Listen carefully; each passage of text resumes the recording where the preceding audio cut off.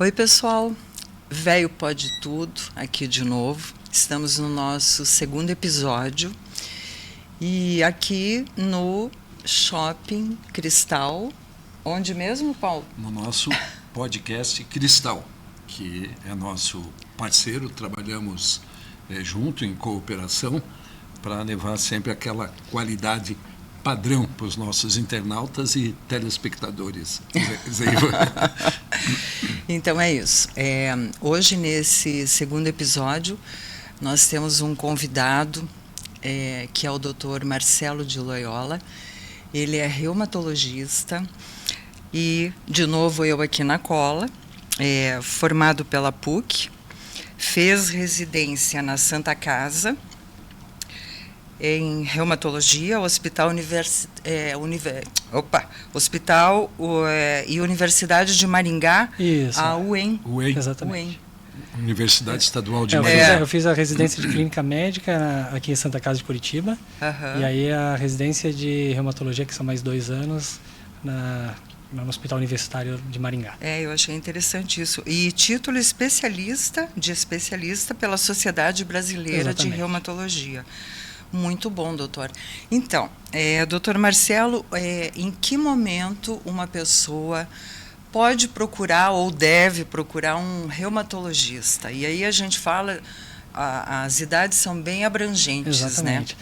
Todo mundo pensa que reumatologista no início é só para velho, né? Uhum. Mas... embora velho pode tudo. Embora velho pode tudo, todo mundo imagina, mas... na verdade, as doenças reumatológicas elas podem acontecer desde a da infância, né, em crianças, até adolescentes, adultos jovens, meia-idade e idosos. Uhum. Né? Então, assim, o reumatologista hoje, até eu quando estava na faculdade, eu não sabia quando ir a um reumatologista. Hoje eu digo que o reumatologista é uma especialidade que, além de... a gente fala que é o clínico do ortopedista, né? Então, assim, doenças crônicas osteomusculares que levam à dor, tem que sempre pensar aí no reumatologista. As doenças autoimunes, que são raras, mas que muitas pessoas não sabem quais são elas, mas podem começar com dores articulares, mas podem ter manifestações. Tem uma confusão aí, né? Dessa autoimune. Exato, doenças autoimunes. Aí várias outras doenças, tendinites, artrose, né, que entra, osteoporose, e muitas outras doenças, porque reumatismo, quando a gente fala em reumatismo, são mais de 100 tipos de reumatismo. Nossa, é verdade. Então são muitas doenças, é uma variedade muito grande. Então, até mesmo alguns médicos não sabem nem quando procurar reumatologista. Olha só, e acredito que dentro desses tipos também deve ter subtipos. Exatamente, e por aí vai. Exatamente. E reumatologista é aquela especialidade assim, quando não sabe o que manda para o reumatologista para ver se ele descobre, porque pode ser uma doença autoimune. Uhum. Né? Existe, geralmente o que as pessoas linkam, né, a artrite, artrose, Exato. que também tem uma pequena diferença aí, né, doutor? Tem. Então, assim, eu gosto de diferenciar, porque a artrite e a artrose não são doenças em si, elas são uma manifestação articular de um processo. Então, a artrite, o IT é de processo inflamatório. Então, qualquer doença que causa um processo inflamatório, a gente vai botar IT, amidalite, apendicite. Na articulação, a gente vai dizer que é artrite, mas pode ser artrite por trauma. Você cair e bater o joelho, você vai ter uma artrite traumática. Se entrar uma bactéria, artrite séptica, que não necessariamente o reumatologista vai tratar. Né? Mas aí você vai ter as artrites decorrentes de, por exemplo, de gota, que é ácido úrico elevado. Aí o reumatologista vai tratar. Ou doenças autoimunes, que a doença vai desencadear um processo autoimune que vai atacar a articulação e vai causar inflamação.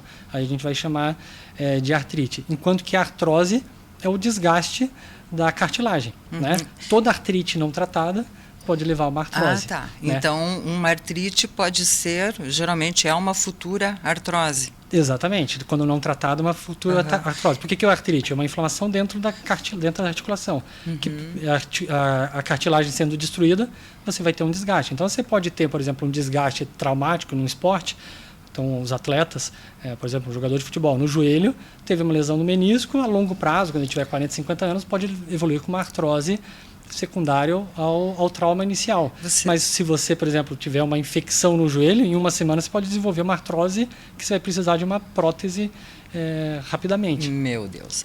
Deixa eu só lembrar, antes da gente fazer a próxima pergunta, ao nosso querido Dr. Marcelo de Loyola, nosso reumatologista e uma pessoa muito conceituada na medicina curitibana, paranaense, que a gente tem também uma admiração muito grande. Lembrar para o pessoal se inscrever no nosso canal. Está aí na telinha, né? O nosso endereço de YouTube. Se inscreva, acione aí a campainhazinha também para avisar, né, quando tiver o nosso programa no ar. Dê seu like e compartilhe também. Isso, dê o seu like, isso é muito importante. Nas redes sociais, também aí na telinha, o nosso Facebook, o nosso Instagram, onde as pessoas podem também interagir com a gente. Nas demais plataformas, Nós temos outras plataformas também para interagir com a gente através do Insta, do Face, é bastante fácil. E também, bom lembrar, a gente sempre pede que vocês deixem comentários, dúvidas, sugestões, porque a gente está aqui para fazer isso para vocês. Então, é muito importante essa troca, tá bom? Ok, você pode reatar que você estava emendando uma pergunta para o Dr. Marcelo. Não, o que eu ia comentar com ele é que uma vez que aquela cartilagem já esteja com problema, não tem o que fazer, né? Você pode impedir com que ela evolua de forma mais rápida, né? Aí o termo artrose hoje se utiliza muito para o envelhecimento. Então, assim, eu tenho artrose pensando assim, estou envelhecendo, tenho artrose. Mas a gente sabe que tem doenças que causam inflamação na articulação na infância que leva a artrose. Então, uma criança pode ter artrose com 10 anos de idade. Que tipo de doença? Por exemplo, artrite idiopática juvenil, né? É como se fosse uma artrite reumatoide, só que na criança. Tem crianças com 3 anos, 2 anos de idade que têm artrite. Mas e daí como é que os pais, os avós vão notar isso? Além da queixa da dor, né? Vai ter dor, vai estar mancando, a articulação mais inchada. Então, aquela vermelhidão, assim, pode estar vermelho, ou a imobilidade. Então, as crianças brincando, a outra ficar sentadinha. Né? Apesar da criança não ser a minha área, né? Mas isso assim é comum, né? Por isso que tem que procurar o reumatologista na suspeita de manifestações articulares na infância, né? Ninguém, assim, às vezes nem se sabe que existe o reumatopediatra, né? Que é uma especialidade. Olha, isso eu não sabia. Curitiba tem algum? Tem bastante. Tem residência no Pequeno Curitiba é muito bem servida, né, de profissionais assim na área da saúde. Sim, a gente vê grandes, bons médicos, referência em hospitais, em tratamentos. Pelo menos, né, a gente já pelo menos viu em alguma situação referência de atendimento. Aqui em Curitiba tem. Exato. O doutor Marcelo citou o Hospital Pequeno Príncipe. É um orgulho, né? Pequeno Príncipe. Curitibano, paranaense, que atende gente de todo lugar do Brasil e, como o senhor falou, países vizinhos, até países mais distantes. Então, lá, quando criança está com reumatismo, tadinha, né? Ela tem os profissionais pediátricos nesta área também, Zeiva. Mas, assim, a criança, ela pode estar começando a desenvolver ou ela só apresenta esse tipo essa manifestação quando já está num grau assim que já está até meio complicadinho para tratar? Você pode perceber, às vezes, claro, às vezes pode ser uma tendinite, machucou no colégio, mas você tem que ver a partir da cronicidade, né? Criança que você vê que não está brincando, não está desenvolvendo as atividades escolares normalmente, você tem que ficar atento, né, para ver se vai ter algum tipo de reumatismo, né? A própria manifestação, né, no caminhar, no correr, levantar o braço. E aí, né? Através de exame de sangue mesmo, Exato, né? Exame de sangue. A gente fala que exame clínico dá o diagnóstico de cerca de 70% a 80%, né? Só na conversa, 70% a 80% dos diagnósticos podem ser realizados. Os outros 10 a 20 é o exame físico e depois o exame complementar é sempre complementar uma hipótese diagnóstica. Né? Por isso que ainda não se substituiu o médico pela máquina. Até porque Doutor Marcelo, desculpe, existe como ter um dado dentro dos seus pacientes, qual é o percentual de idade média assim, de atendimentos na sua área? Porque o reumatismo, lógico, o senhor já falou que crianças, pessoas mais jovens, mas tem a impressão que atinge o da idade mais madura, normalmente. É que você pode ter amostra viciada, né? Se você, por exemplo, atender convênio e esse convênio só pegar empresas, às vezes você pode atender mais jovem e meia idade. Correto. Né? Mas assim, amostra viciada? Porque... Não tinha ouvido eu digo assim, porque se você vai pegar um plano, por exemplo, Sul América, né? Eles pegam muito empresas de parte tecnológica, tudo. Então, você vai pegar muita gente com 20, 40 anos. Então, muitos dos problemas que eu atendo no consultório tendinites por causa de digitar muito, dor cervical por causa da parte ergonômica errada. Esforço repetitivo, exato, alguma coisa lesão assim, por esforço, ALER, né? Que é lesão por esforço repetitivo. O ser humano não foi feito para ficar 8 horas diante do computador, digitando, olhando para uma tela sem piscar, né? Então... E o pior, né? Em postura errada, a maioria das vezes. E hoje, com a questão até muita gente indo para casa, fazendo home office, muita gente, daí a parte ergonômica não está tão adequada em casa, né? Então, cadeiras ruins, às vezes o móvel não é adequado. Improvisado. Altura, improvisado. Aí, às vezes, você não vai ter a postura de apoio dos pés, apoio do cotovelo. No notebook, eu acho que é até pior, né? Pela posição que a pessoa exatamente. fica. O veneno dos celulares também, né? Que as pessoas com tendinite de polegar, dor cervical por anteriorização do pescoço. Então, assim, o que a gente atende... Eu já atendi, assim, tendinite do polegar em idoso, em criança não, mas eu já soube, e meia idade. Mas né? acho que no idoso, talvez a ponta do dedo, né? Porque eu, por exemplo, eu faço assim para digitar. Exato. Mas o segura, pessoal né? é só que... E aí o fato de segurar você pode fazer. É verdade. Mas eu acho assim, no meu consultório, respondendo a pergunta... seria ali mais ou menos entre 40 e 60 anos, talvez, o que eu atendo mais. Certo, né? pode-se dizer que é uma referência, assim, dentro do seu atendimento. Mas assim, tem, talvez 40, 70 anos, né, que eu atendo. Porque daí, assim, você pega um grupo... A gente fala que, às vezes, a gente vai envelhecer junto com os médicos, né? Então, muita gente que acompanha com o reumatologista, que tem 80, 90 anos, às vezes já está com o mesmo reumatologista há anos. Então, às vezes, você cria aquela... Já tem o vínculo, né? Vínculo, já fica amigo, já vai tomar café junto. Já arruma até um probleminha só para ver o doutor Marcelo. E aí, como é que tá o joelho e tal. Exatamente. E daí eu ia te perguntar o seguinte, eu queria que você falasse um pouquinho para a gente sobre essas doenças autoimunes, porque eu sempre noto, não sei se sou só eu, mas eu noto assim uma confusão sobre isso, porque é engraçado você pensar que uma coisa está te atacando porque a tua imunidade mesmo entende que aquilo ali é um problema e ela daí ela entende como amigo o que seria o invasor. Verdade, assim, até complexo, a reumatologia é uma especialidade que muita gente olha, aquilo ali é meio difícil, mas quem gosta, como qualquer coisa, a gente tem o prazer de fazer e acaba sendo... é tão bom fazer o que gosta. Exato, aí acaba ficando mais fácil.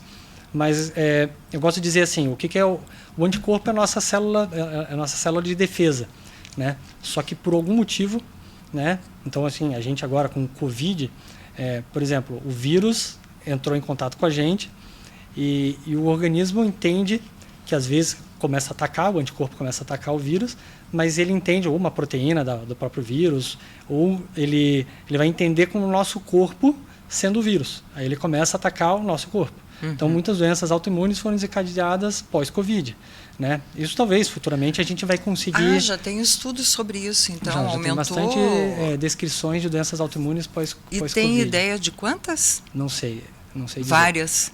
Assim, eu já tive pacientes que desenvolveram, né, pós-Covid. Talvez, né, mais estudos vão ser, porque é muito recente, né? A gente está vivendo isso ainda. Sim, a gente acabou de sair disso. Mas muitas doenças autoimunes, assim, não tem uma causa específica. A gente fala que, assim, poderia ser multifatorial. Então, por exemplo, lúpus é uma doença autoimune que é de mulher jovem, entre 20 e 40 anos. Questão hormonal, pode ser, mas tem homem também, tem criança, tem idoso. Mas o mais comum é entre 20 e 40 anos. Talvez a doença autoimune que a gente fala que é mais abrangente, que pode comprometer pele, pulmão, rins, todo o órgão ele pode ser E o comprometido. lúpus leva à morte, então? Pode levar. É uma das doenças na reumatologia que tem um risco em potencial, né? Mas é o anticorpo, né, do nosso organismo, que é para nos defender, mas por algum motivo ele acha que o rim não faz parte de você, ele começa a atacar. E aí você começa a inflamar, então você vai ter que dar remédios para tentar minimizar esse dano contra o nosso próprio corpo. No caso do lúpus, ele ataca o rim mesmo, então? Pode atacar o rim, pode atacar a pele, pode atacar o couro cabeludo, o que você falou, que ele pode... Depende do alto anticorpo que ele tiver, né? Então a gente consegue dosar alguns autoanticorpos, né? Que a gente tem no organismo, com essas pessoas com doenças autoimunes, e daí até direcionar. Essa pessoa pode ter mais manifestação articular, essa aqui pode ter mais... mas o lúpus é uma doença que não é comum, né? A doença mais comum na autoimune é a artrite reumatoide, que a manifestação mais comum é artrite das mãos, punhos, pequenas articulações, né? Pés, mas tudo aquilo que a gente já usou mais, né? Exatamente. Ao longo da vida. Mas assim, tem padrões, né? A gente fala que na reumatologia tem padrão de manifestação. Então, por isso que o reumatologista, quando vai perguntar, quais são as articulações que doem, quando que começa, quanto tempo, qual que piora no frio, piora no calor. Então, quando ele vai perguntando isso, ele já vai pensando na cabeça qual tipo de doença, ele vai excluindo uma, vai falando a favor de outras, né, para falar, não, por exemplo, artrose de mãos, que é do envelhecimento. Pode acontecer aos 40 anos, então, né? Só que lá já geralmente compromete, que a gente fala, interfalangiana proximal e distal. A artrite reumatoide já não, é essa aqui, metacarpofalangianas e punhos. Então você vai juntando as informações como se fosse uma investigação eu gosto de dizer que reumatologista vai juntando as peças para juntar, para ver quem que é o responsável pelo crime, né? E vai investigando. Exato, mesmo, vai investigando, né? Caso a caso. E às vezes anos de evolução que você vai tentar chegar ao diagnóstico. Para mim, eu entendi a colocação e a informação, inclusive para nós, sobre algumas causas dentro do problema de reumatismo, advindos da lamentável pandemia, né? Do Covid. Como é que vocês, médicos e pesquisadores, começaram a perceber esse tipo de situação? Eu tive, assim, na minha prática, uma colega minha teve uma paciente que desenvolveu uma doença que chama dermatomiosite, que faz comprometimento muscular, fraqueza muscular, lesão de pele, pós-Covid. Né? Aí a gente tem um grupo de reumatologistas que a gente, vocês já tiveram? Isso foi bem no início, ainda não tive. Aí você começa a ver, daí você já vai procurando, a gente tem o PubMed, que é um site que você procura, tipo, como se fosse um Google médico, que você digita e vai procurando descrições de caso. Porque assim, se eu pegar no meu consultório e não descrever, porque é complexo descrever, você vai perder tempo entre aspas, né? No Brasil não tem muita ajuda para você perder tempo descrevendo um caso. Então, às vezes, você vai descrever lá artrite reumatoide e Covid. Aí você vai lá, tem uma descrição lá no Japão, tem uma descrição nos Estados Unidos. Aí você vai vendo, tem manifestações, então tem que ficar atento, né? Porque pode ser coincidências também. Né? Pode ser coincidência, pode não ser coincidência. Então a gente tem que ficar atento a isso, porque só futuramente que a gente vai ver, através de estudos, se aumentou mesmo ou não aumentou. E fora lupus, qual mais que... Doenças autoimunes? Que tem assim a artrite mais reumatoide é conhecidas. a doença autoimune mais comum. Lupus é comum. Comum para que o a gente reumatologista, conhece, né? Mas você tem assim, aí doenças mais raras, esclerose sistêmica, que é uma manifestação de doença de pele, que é potencialmente grave. Você tem a dermatomiosite, que faz comprometimento muscular com lesão de pele. Você tem a polimiosite, que faz comprometimento só muscular, mas aí você tem subtipos dentro da polimiosite. E esse comprometimento muscular deixa a pessoa sem poder fazer alguns movimentos, incapaz de alguma coisa? Se for da manifestação, porque tem manifestações que são mais lentas, né? Que o paciente vai aos poucos tendo dificuldade para caminhar, para se levantar do sofá, e às vezes podendo comprometer gente jovem, né?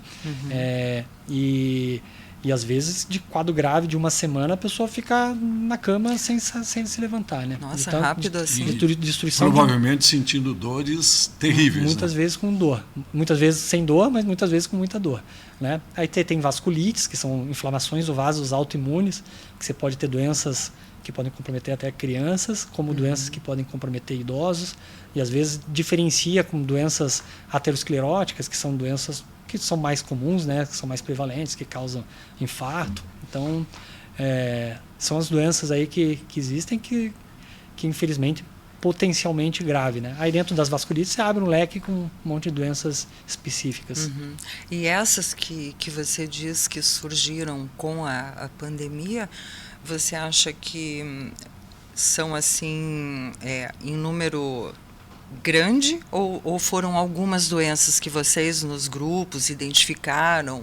Na verdade, assim, um claro, leque? É que às vezes a gente vai olhar e vai dar uma opinião a respeito, pode ser que eu esteja errado, porque eu atendo número X de pacientes, né? A gente vai vendo, eu tive um paciente, mas será que esse paciente há 10 anos, se tivesse alguma infecção, também não desenvolveria uma doença autoimune? Esse é o questionamento, que a gente só vai ver se realmente tem, depois com estudos com um número grande de E que passa um tempo também, né? Vai ser justamente para poder fazer essa análise, né? Exatamente. Eu sei também, quer dizer, eu acho que sei, a fibromialgia também né? A fibromialgia é uma doença, aí não é uma doença autoimune. Então eu não sei. Alguém me falou? Não. Não é uma doença autoimune.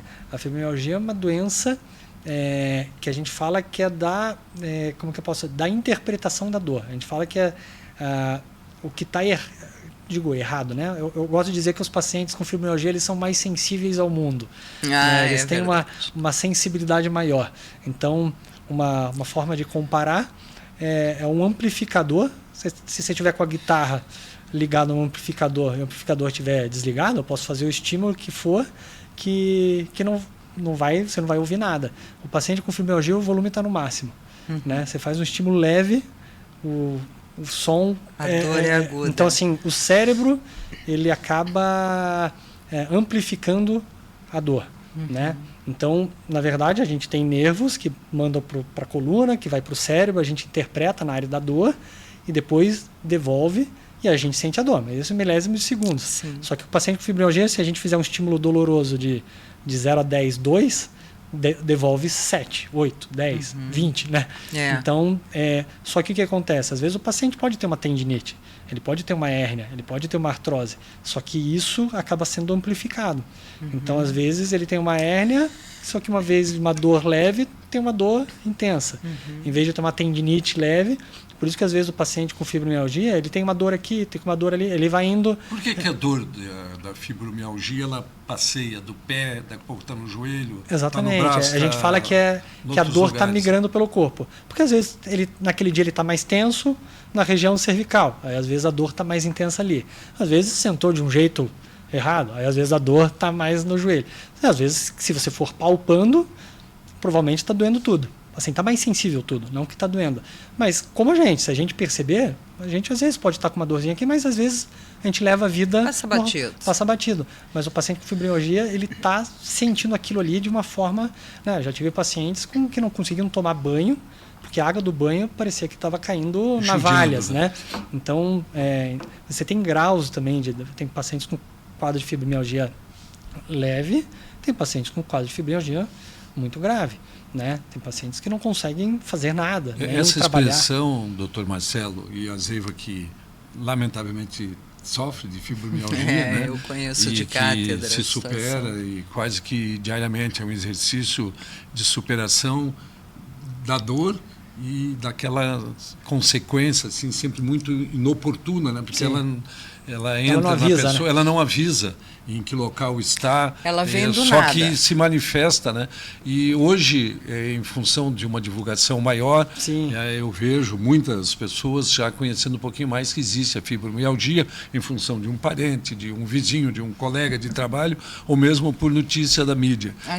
Eu queria só, Zeiva, que o Dr. Marcelo nos ajudasse a esclarecer essas pessoas que ouvem falar de fibromialgia como sendo uma doença silenciosa. Por que a fibromialgia é silenciosa? É que assim, primeiro que uma fibromialgia se você pegar na história da medicina, é um diagnóstico mais recente. Então é uma coisa nova, né?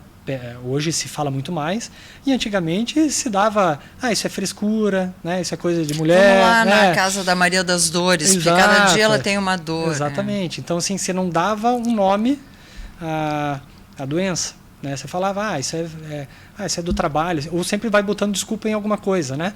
Porque ontem eu lavei a calçada, que ontem eu esforcei, ontem eu fiquei muito tempo trabalhando no computador. Então você sempre vai dando alguma desculpa. E é muito engraçado porque às vezes o paciente com fibromialgia, ele está com dor no ombro, ele vai no ortopedista de ombro. Ele está com dor no joelho, ele vai no ortopedista de joelho. E aí às vezes, como vai indo por partes, ninguém chega e faz esse... não, se alguém perguntar assim, mas você tem dor mais em algum lugar? Não, tenho no ombro, tenho... Aí a pessoa, tem que pensar em fibromialgia, né? Por isso, e a doença acaba sendo silenciosa porque você não vê. E não tem um exame que olha diga, a pessoa tem fibromialgia, não é um exame. Você não fica com deformidade, né? Mas você pode ter uma limitação muito grande. Então, você tem um certo grau de preconceito. Né? Aquele paciente com fibromialgia no trabalho, eu tenho um paciente que fala assim, não fala nada, não me dá laudo de fibromialgia, porque eu prefiro que nem saibam. Porque daí já vão começar a falar, né? Então, às vezes, tem pessoas que aguentam, tem gente que não aguenta. E hoje mesmo, atendi uma paciente que é com fibromialgia, ela não consegue trabalhar e a empresa tenta fazer com que ela peça demissão e ela não consegue. Ela queria uma realocação no trabalho para conseguir. Só que fala assim, mas onde que está o teu problema? Entendeu? Aonde que está a tua limitação? Qual que é o exame? Onde está o laudo? Cadê o laudo? Aí você fica tentando achar algum problema para tentar ver se você consegue afastar. Né? E só... Um problema que possa pôr no papel, né? Exatamente. É só você pegar, assim, sabe aquele dia que você teve uma gripe com dor muscular muito forte? Agora você imagina você sentir isso todos os dias. Né? Como isso pode te trazer limitações. Só que infelizmente as pessoas não têm empatia, né? Ninguém se coloca no lugar do outro. O empregador pensa no retorno dele. Sim. Né? E aí acaba essa briga, né? E preconceito, né? Preconceito às vezes dentro de casa, né?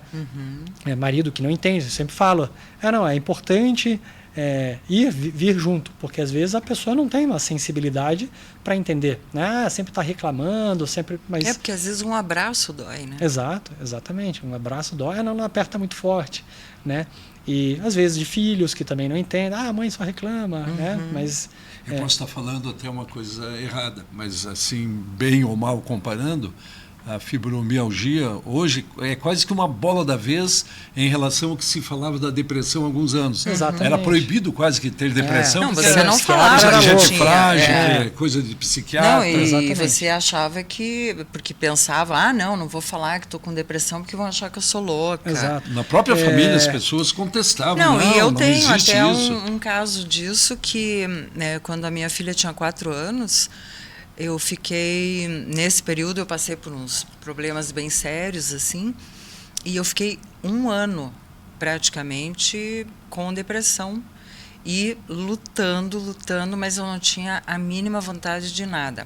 Ainda bem que a mãe, as tias me apoiaram, e quando eu voltei à baila, fui buscar minha filha no colégio, e aí a mãe de uma das amiguinhas falou assim, nossa... Fazia tempo que eu não te via, daí eu falei, não, é que eu estava com depressão dela. Ai, nossa, não tenho nem tempo para ter isso. Me deu uma vontade de mandar ela... Pode pôr o pin aí. Porque eu olhei para ela e falei assim, espero que você nunca tenha tempo para ter isso. Porque é só a gente tendo para saber como é que é, né?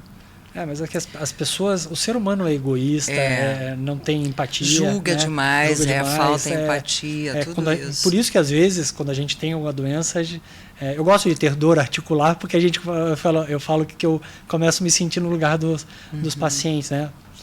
Ano passado eu fraturei o dedo e não conseguia dobrar. Eu falei, nossa, como que é isso? Um médico que quer experienciar tudo, quer até sentir a dor. Não, mas é verdade, porque você está com a mão e fala, nossa, isso aqui lembra artrite reumatoide, mas agora imagina se acordar todos os dias. Né? A fibromialgia eu gosto de dizer que é enxaqueca, é enxaqueca do corpo. Né? Qual que é o exame que dá o diagnóstico de enxaqueca? Não Pois tem. é. Você pode fazer tomografia, ressonância. E é um diagnóstico de consultório mesmo, Exato, né? exato, Não é um tem diagnóstico um exame clínico. de sangue, como o Paulo Então, estava assim, comentando. como na enxaqueca você vai ter fatores genéticos, fatores ambientais, fatores alimentares, a fibromialgia é a mesma coisa. Só que a diferença, por exemplo, eu tenho história de enxaqueca desde os meus 8 anos de idade.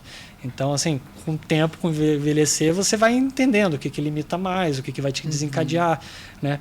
Mas isso foi com o passar, e na infância... Apanhou muito da dor. Não, me chamavam de... tinha uma moça que trabalhava lá em casa que sempre estava reclamando de dor. Provavelmente ela tinha fibromialgia, quando eu morava em Petrópolis, no Rio. E aí eu me queixava muito de dor de cabeça. E o nome dela era Ifigênia, né? Dona Ifigênia. Me chamavam de Dona Ifigênia porque eu tava... Então eu já sofria bullying, né, de dor. Né? Então, e ela era Maria das Dores, Maria, né? Provavelmente tinha fibromialgia. Só que naquela época a gente não fica muito atrás, doutor Marcelo. Na minha família tem uma tia, muito querida, por sinal, que de tanto ela reclamar de dores na coluna, na cabeça, no pescoço, no braço, no pé, que os bebezinhos da família imitavam a tia, diziam, ai, tá doendo a minha coluna hoje. Criança de 3, 4 anos de idade. Né? E aí, às vezes, acaba sendo, né, aquele motivo de chacota, ou assim, aquela lá só reclama. Né? A gente tem que tomar cuidado. Porque a gente, claro, às vezes a gente pode estar cometendo o erro também de julgar.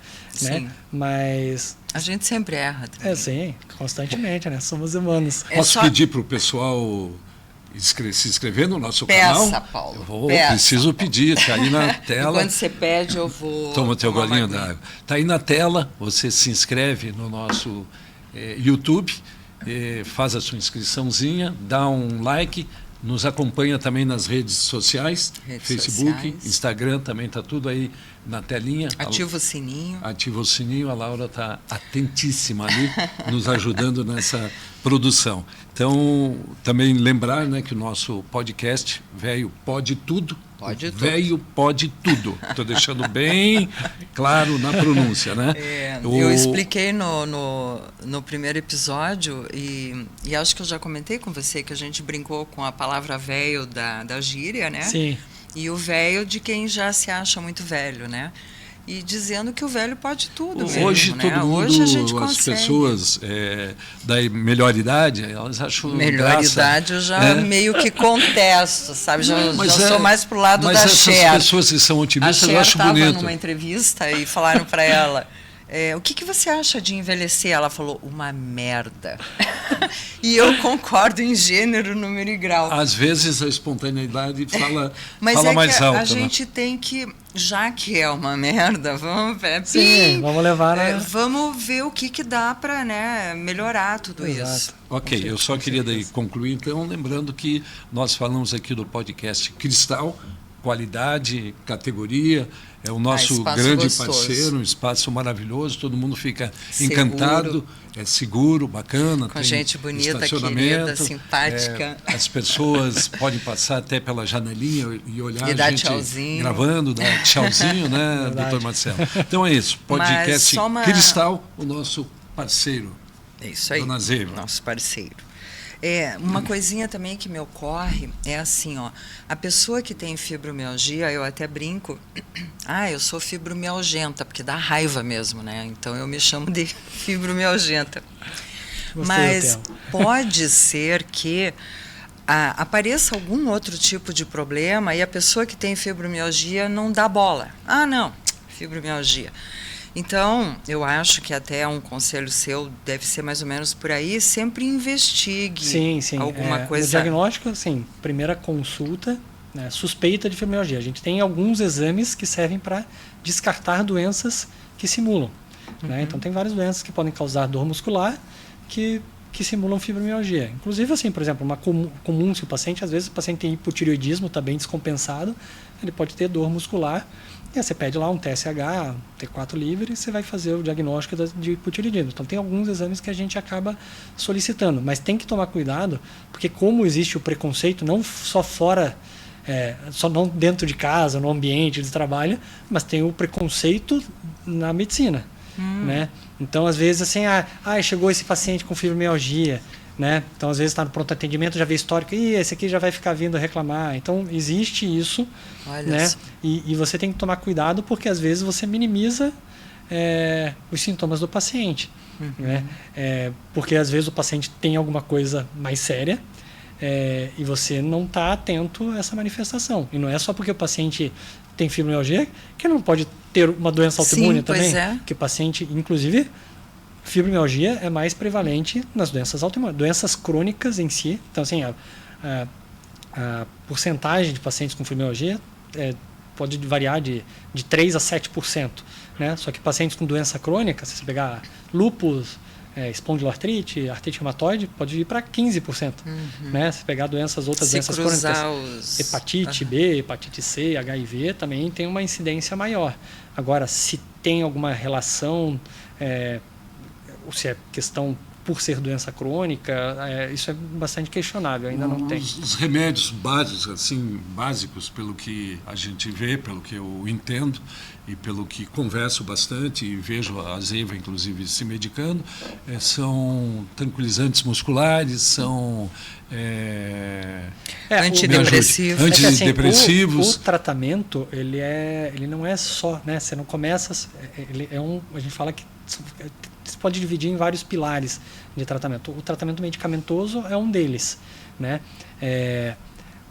A fibromialgia, como é na área da sensação, dos sentimentos, que a gente fala da sensibilidade, se pegar ali, olfato, às vezes o paciente com fibromialgia tem um olfato. Tem um paciente que não consegue entrar na loja de perfume porque tem uma sensibilidade muito grande. Tem gente que tem sensibilidade muito grande à luz. Eu tenho com a audição. Tem gente que tem com a luz. Com a audição, qualquer barulhinho fica irritado. Então a área de sensibilidade do paciente está mais aguçada. Só que é perto da área da emoção. Né? Aí às vezes é aquela questão do ovo da galinha. Se foi o que começou primeiro, o paciente tem depressão e aí começou com dor, o paciente começou com dor e tem depressão. Só que não são todos os pacientes que têm transtorno de ansiedade ou depressão. Né? Pode ter um histórico, mas você começar a questionar a maioria das pessoas, e aí? A gente começa a estar todo mundo tomando um antidepressivo, um ansiolítico, então fica difícil porque você está no mundo louco, né? Todo mundo tem um grau de ansiedade. Se você começar a perguntar, fica difícil. Você falar, mas tem depressão, é a depressão que está causando. Mas você não consegue chegar a esse veredito, né? O que a gente lê também e ouve é que talvez alguma coisa lá atrás, lá no passado, porque tem até o livro O Corpo Fala, Sim. né? E eu costumo brincar que também grita, né? Então, quem sabe alguma coisa lá de trás, lá no passado, pode. Com o tempo, porque existem pessoas que extrapolam sentimentos. Se tem que xingar, xinga, se tem que brigar, briga, e tem outras que guardam muita talvez, coisa. Assim, não se sabe de questão hormonal. Por que entre cada 10 com fibromialgia, 9 são mulheres? Né? Eu te digo por quê. Exato. Não, mas eu não digo assim só a questão hormonal, né? Você vê, o homem e as mulheres são muito diferentes, né? O homem vai lá xingar no estádio, o juiz, né? A mulher, ela canaliza para ela. Mas hoje em dia elas estão xingando também bastante. Estão xingando. Graças a Deus. E vamos xingar mais ainda. É a geração das brabas aí. Exatamente. Tanto dentro como isso no campo, aí. como na arquibancada. Né? Exato. Mas aí você vai pegar por que a mulher? Mas a gente sabe que a mulher é o cuidar, é totalmente diferente do homem, né? Então, talvez essa questão do ser mulher também influencia muito na dor, né? Dor crônica tem no homem, a mulher procura mais também, tem essa questão, o homem demora, então às vezes tem paciente com fibromialgia homem que não procura, vai levando, a gente vê isso. A maior incidência da fibromialgia é em mulheres? Isso já foi falado hoje até no início, estou reafirmando. 9 em cada 10 são mulheres. Nossa. Né? É muito alta, né, a prevalência. A gente já tem a dor do parto, já tem um monte de coisa e a fibromialgia ainda vem Doutor Marcelo, presentear. aliás, eu estou pensando, acompanhando sua linha de raciocínio, as perguntas muito oportunas da Zeiva, mas é uma coisa que eu acho fundamental, não só quando o reumatologista está atendendo uma pessoa ou vai atender um paciente, é que as pessoas evitem a automedicação, né? Exato. Às vezes, eu acho que a expressão que eu queria ter utilizado antes é relaxante muscular. Isso. Mas tem que ver qual o relaxante muscular, qual a dosagem, qual o momento, porque o qual médico horário. Vai investigar tudo e vai ver o que ele vai determinar. O que acontece, assim, você tem que... Não existe uma receita de bolo para fibromialgia. Você tem que individualizar cada paciente. Cada caso é um caso. Cada caso é um caso. Porque, às vezes, o medicamento para mim pode ser o veneno para o outro. Né? Às vezes, eu prescrevo um remédio, infelizmente, acontece. Eu digo que nossos pacientes são nossas cobaias. Porque, às vezes, eu posso dar um antibiótico. Bom saber. Eu posso dar um antibiótico, posso te dar uma alergia imensa, fazer uma anafilaxia e parar no hospital. Né? A gente não quer fazer o mal. Né? Mas se você pegar assim, 2 medicamentos para o tratamento, você tem relaxante muscular, que muitas vezes o paciente tem distúrbio de sono, que pode relaxar, mas para o outro pode dar muito sono. Né? Para o outro pode dar uma dor de cabeça que o paciente não consegue. Às vezes você tem remédio para dormir, que se ajuda, para o paciente é uma maravilha. Para o outro dá sonambulismo, o outro tem sonos vivos, só pesadelo. Se dormir, tiver que trabalhar no outro dia, 5, 6 da manhã, né? Você falou assim, antidepressivos. Né? É que como as vias são semelhantes, o eixo da serotonina, noradrenalina, muitas vezes o que melhora a depressão também melhora a dor, mas nem necessariamente o paciente tem depressão ou ansiedade. Você vai atuar na dor e o paciente acaba melhorando, porque aumenta no organismo, né, a gente fala na sinapse entre os neurônios, o número de hormônio, de neurotransmissores, de serotonina, noradrenalina, consequentemente diminui a dor. Mas tem pacientes que tomam o remédio e não melhoram. Né? Por isso que a gente fala que o tratamento é mais complexo. Como não tem uma causa, não tem um único meio de tratar. Então você tem que... Atividade física é importantíssima, alimentação hoje tem sido muito discutido, alimentos que pioram. Eu tenho paciente que tirou o glúten e melhorou completamente a dor, né? Mas tem paciente que tirou o glúten e não acontece nada, né? Tem pacientes que é o açúcar, tem pacientes que os embutidos. Então, às vezes, como eu falei, a mesma coisa da enxaqueca. Você tem que se entender, você tem que se analisar, o autoconhecimento é importante para você saber o que você piora, né? Tomar muito líquido, tomei menos líquido hoje, será que isso tem influência? Né? Na enxaqueca, para alguns sim. Né? Dormir menos, será que isso piora a dor? Né? Passei por um momento de estresse. Então, assim, se a pessoa tem realmente uma depressão, ansiedade, vai piorar a dor, né? Mas não que seja a causa da dor, né? Dormir mal, né? Eu já tive paciente que tinha dor crônica, mas o paciente tinha apneia do sono, né? Então roncava muito alto. E aí você faz a polissonografia, o paciente tem apneia, você trata o sono, o distúrbio do sono, o paciente consequentemente começa a dormir melhor, acorda mais descansada e melhora a dor. Mais uma característica do nosso querido doutor Marcelo de Loyola, o nosso reumatologista, nosso convidado no nosso Velho Pode Tudo, nosso podcast. Fala fácil, né, Zé? Sim, e conhece explicar tudo, as coisas, né? sempre com bom humor, conhece fala tudo. Sorrindo, conhece muito, né? Obrigado. Da matéria e dá uma tranquilidade. Assim, eu tenho a impressão que os nossos amigos e amigas que estão nos acompanhando estão muito felizes, porque a explanação ela é bem clara, bem cristalina. Isso a gente está tendo uma aula aqui, isso é bom. E tanto que agora o fevereiro é o fevereiro roxo, exatamente, né? Da conscientização ao combate à fibromialgia. Mais ou menos isso. Acho que assim, você conhecer, né? Então hoje mais oportuno, né, na data de hoje, falar sobre reumatismo e falar sobre fibromialgia, eu acho que é importantíssimo, porque muitas vezes muita gente vai mandar o link aí do YouTube, do Instagram para ver e vai entender, talvez a minha mãe tenha isso. Às vezes a pessoa nem sabe, né? Às vezes a pessoa nem imagina que a mãe possa ter o diagnóstico de fibromialgia. Tem gente que tem o conhecimento que conhece alguém, mas pode ser que isso aí vai ajudar muita gente. Né? E você falou em conhece alguém. Você sabe que quando a gente lê sobre...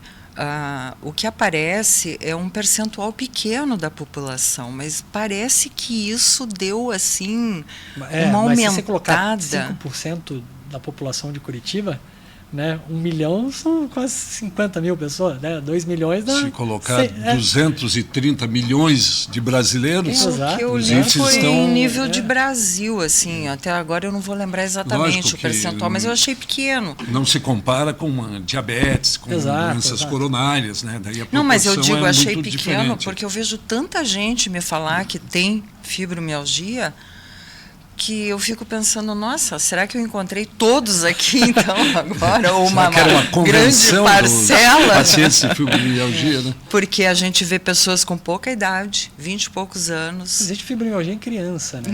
Então, barbaridade. E como é que chega no diagnóstico? Que a família vem, fala, em criança, alguém deu um palpite, mas o médico diz, não, a criancinha tem mesmo fibromialgia. Você já pegou algum paciente assim? Eu tendo 14 anos para cima. Então, sim, pediatria, mas assim, a gente sabe que tem o diagnóstico. Mas o que eu vejo muito que, às vezes eu pego pacientes com dor crônica, que às vezes ele começa a falar, não, mas na infância eu já tinha... A dor do crescimento, eles falam? Não, a dor do crescimento é normal. Porque mas, eu tive a dor do crescimento, por coincidência. Não, mas a dor do crescimento, ela é muito prevalente, né? Mas é assim, é aquela criança que está sempre reclamando de dor. Né? Você teve dor do crescimento? Nem sei o que é isso, desculpe a ignorância. Então, achei estranho. Quando cresce, às vezes começa a ter dor, principalmente nas pernas. Eu tinha, nas canelas. Exatamente, na canela. Dor do crescimento só quando jogava futebol e levava canelada. Não, e a minha mãe me levou no médico e aí o diagnóstico foi esse. Ela está com dor do crescimento. Eu não sabia que crescer doía, né? Então, pois é, fibromialgia, dor do crescimento. Se valesse mega, né? Mas, enfim, de repente também, se fosse para associar, então quem teve dor do crescimento pode ser um fibromialgento. Não, talvez você tenha uma dor do crescimento maior do que o habitual. Eu continuo crescendo? Não, agora eu já estou na época de encolher, né? Essa já passou, né? Então, dor do encolhimento, né? Outras, a dor do encolhimento, bem lembrado. Eu acho que, assim, no geral, inclusive para fibromialgia, sempre que eu ia em qualquer tipo de médico, ou mesmo em reumatologista e outros que, ao longo da investigação toda que eu fiz, né, das dores, era sempre assim, você precisa fazer exercício. Eu dizia, caramba, mas eu odeio academia, eu não gosto de fazer exercício. Mas aí me rendi, né? Fiz 1 ano de pilates, foi muito bom. Agora estou fazendo musculação e me obriguei a gostar, né? Bom, não vou nem dizer que eu gosto, né? Me obriguei a ir e agora eu aguento. Porque a gente sente realmente que essa atividade física parece que dá uma sustentadinha assim, na situação. É que você pode... A atividade física produz substâncias anti-inflamatórias, então não é...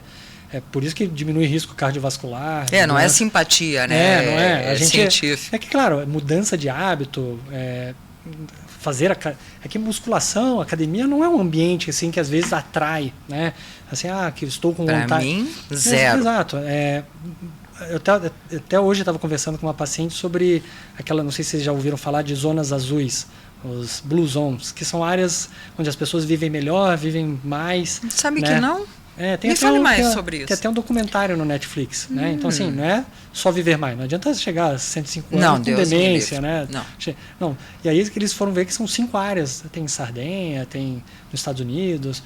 Então, são pessoas que têm a questão de comunidade, é muito importante, né? Então, assim, tem a sociabilidade. Então, mora todo mundo junto da família, né? Então, às vezes, a gente, questão urbanizada, cada um fica num lado da cidade.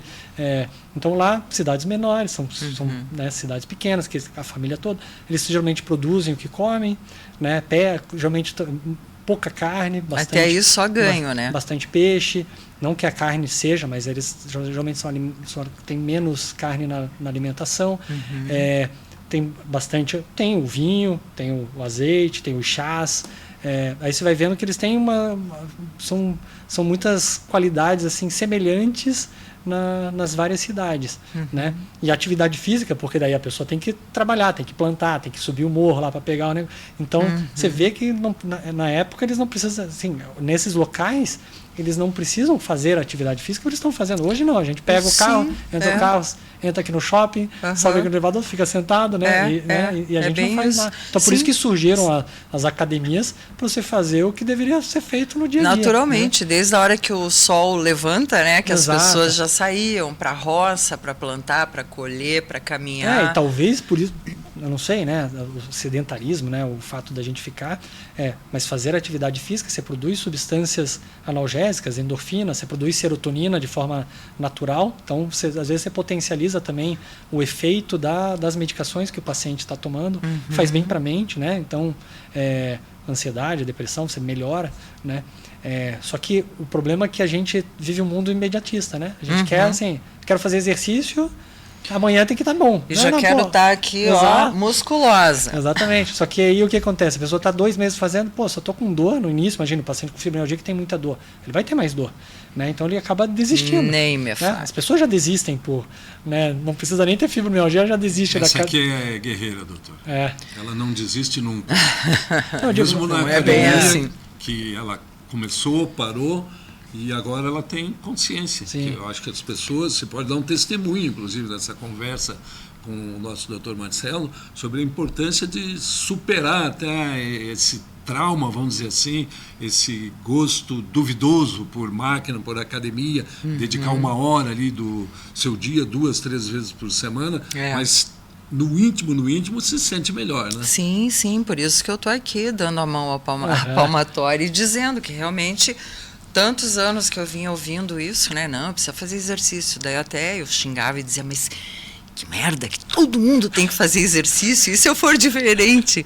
Mas não adianta, sabe? Então, outro pi aí hoje. Tem coisas na vida que a gente tem que fazer e a gente não gosta, né? Infelizmente.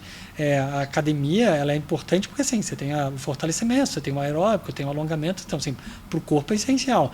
Mas a primeira coisa, assim, se o paciente chega no meu consultório, eu falo, tem que fazer, eu falo, a primeira coisa que eu falo, o que você gosta de fazer? Né? Porque senão é o primeiro impedimento do paciente a iniciar uma atividade física. Porque pode ser uma natação, uma hidroginástica. A pessoa tem pavor de água. Aí o médico chega e fala assim, você tem que fazer natação. Né? Não, e tem médico que impõe, né? Você tem que fazer natação. A pessoa tem medo. Né? Então você vai.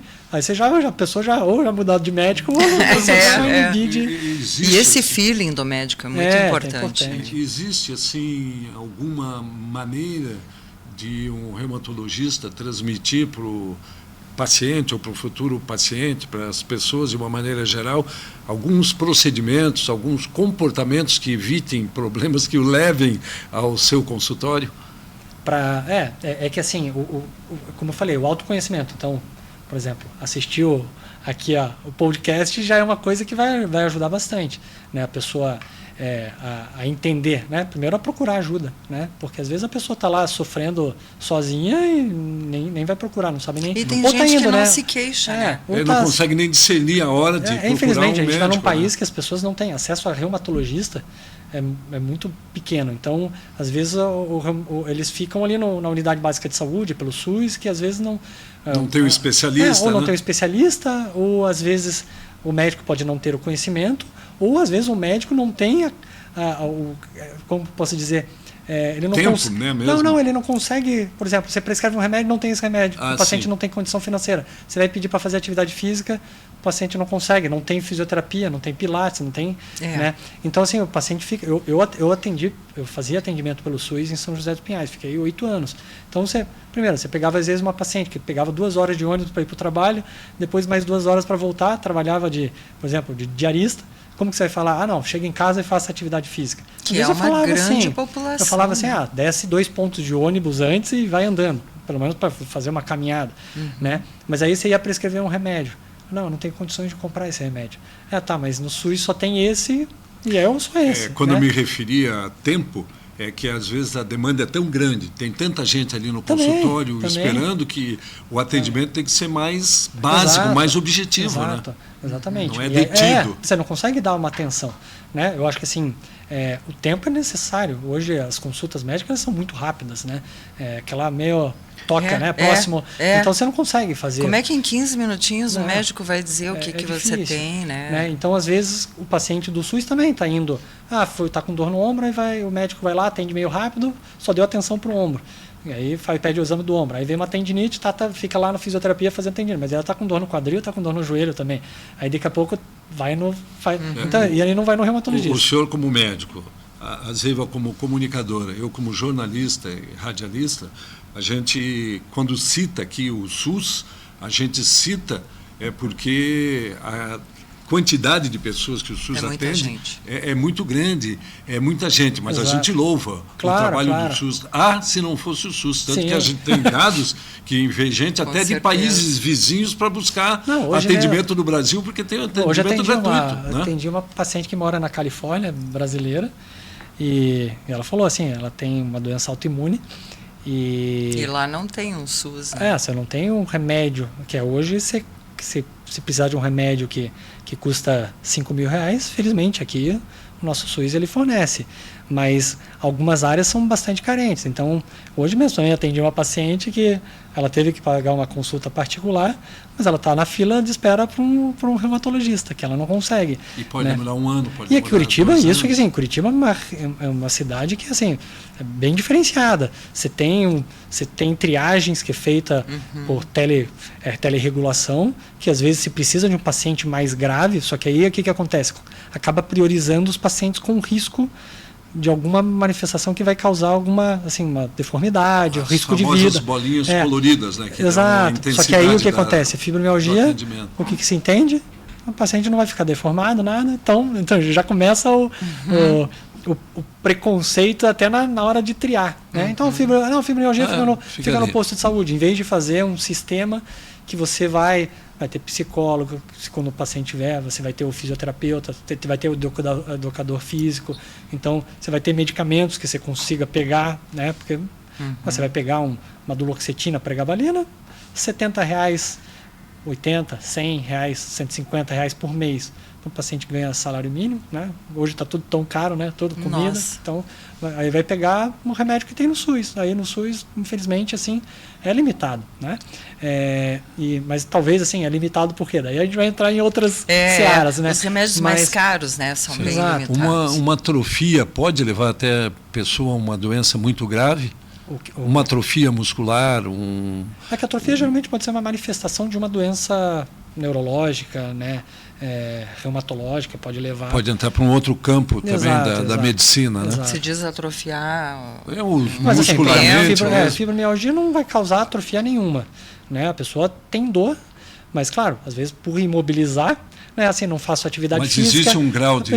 Você pode ter uma grau de hipotrofia. De dor muscular muito forte que pode complicar a vida da pessoa de uma maneira fibromialgia grande, é isso, né? É uma dor absurda que a pessoa não tem uma alteração clínica, né? Você não vê nada, mas você encosta na pessoa, ela tem muita dor, que limita, né? Que vai limitar no trabalho ou do lar, né? Ou no trabalho que a pessoa exerce. Se não tratar, pode ir complicando, né? Exatamente. Porque a pessoa com fibromialgia, ela sente dor, dependendo das crises, né? Ela sente dor para sentar. Ela sente dor quando deita. Parece que ela está com a cabeça em cima de um tijolo e não no travesseiro. Então tem todas as só estando no lugar para saber, né? E agora você imagina hoje essa paciente que está aguardando o SUS, ela trabalha com serviços gerais, né? E agora imagina a pessoa ainda ter que limpar, tá com dor, ainda tem que limpar uma sala de aula, né, varrer, com dor, né? Muito complicado. Que às vezes você pode tem pacientes com fibromialgia, mas trabalha às vezes sentado no computador, não que o paciente não esteja morrendo de dor, mas não está fazendo o esforço que ainda vai piorar, né? Então, nossa, dá um dó, né? Exatamente. Então, Doutor Marcelo, nós estamos muito felizes com a sua presença aqui, Dr. Marcelo de Loyola. nosso reumatologista. Acho que foi um papo assim muito agradável, muito esclarecedor. Digamos, muito agradável falar de né? doença não é, né? Mas agradável no sentido da transmissão do conhecimento, assim, com uma linguagem bem tranquila, que as de pessoas estão podendo receber bem isso, ter muita informação, como o Dr. Marcelo falou, a família assiste, a família acompanha e a família se comunica. As pessoas conversam uma com as outras e esse conhecimento a gente julga muito importante, porque como a gente tem falado para outros convidados, a essência desse programa é que as pessoas tenham uma melhor qualidade de vida. Com certeza. E não a melhor qualidade de vida amanhã, depois de amanhã, daqui a 10 anos, mas agora. Esse talvez seja um dos momentos, assim, um dos motivos, doutor Marcelo, de maior inspiração para um reumatologista ou para um médico, né? Claro. Saber que está oferecendo uma melhor qualidade de vida com o seu atendimento. É isso aí. E a gente ficou feliz que você aceitou o nosso convite para estar aqui. E a ideia justamente é essa, né? Levar vários tipos de informações para o público, de todas as áreas, mas a saúde sempre vem em primeiro lugar, né? O resto a gente vai dando um jeitinho. Exatamente. Então, aqui no nosso programa a gente vai mesclar saúde, entretenimento e várias outras coisas, gostosas também. Mas a gente já quer te agradecer por você estar aqui conosco e por todas essas informações e pela riqueza de conhecimento que você passou para a gente aqui e que você passa sempre, porque as suas consultas são consultas assim com verdadeiras aulas e muita explicação. E eu acho que o paciente precisa disso. Ele precisa se sentir acolhido e ele sempre quer saber o que ele tem. Eu quero saber o nome do que eu tenho, é verdade ou não é? E eu acho que você faz isso muito bem. Como tantos outros profissionais, bons profissionais também fazem. Os contatos do Dr. Marcelo estão aí. Vão estar no descritivo. Também, né, para as pessoas poderem fazer um contato, se quiserem procurar o Dr. Marcelo. Não que a gente deseje, né, que precisem, mas aquelas que necessitam. Claro, né, porque lamentavelmente em toda casa, em todo lar, tem alguém que tem um problema. Né? A gente pensou nesse canal justamente para 50 mais, né, para o público maduro, mas também sabemos que muitos jovens vão curtir, vão gostar, até um aspirante a ser um reumatologista aí no futuro, né, vai curtir. E é isso. Então, a gente quer te agradecer. Muito obrigada mesmo, de coração, por esse tempo que você dedicou aqui pra gente. Eu que agradeço o convite. E quem sabe voltamos ainda em outros assuntos também até futuramente. Tem outras doenças para 50 mais tem. O que não falta é isso, né? Infelizmente. O cardápio é grande. Exatamente, daria para colocar mais umas 2 horas. Tranquilamente, né? Mas é isso então, né? A gente vai pedir para você, novamente, deixar seu like, se inscrever no canal, nos acompanhar nas redes sociais. E se inscrever no YouTube, que é importantíssimo. Em todos, né? No canal do YouTube, todas as redes sociais. E é isso. Foi bom ter você aqui com a gente de novo, hoje. E até o próximo, né? Beijo, obrigada pela presença. Beijo, um abraço. Tchau, tchau. Muito obrigado.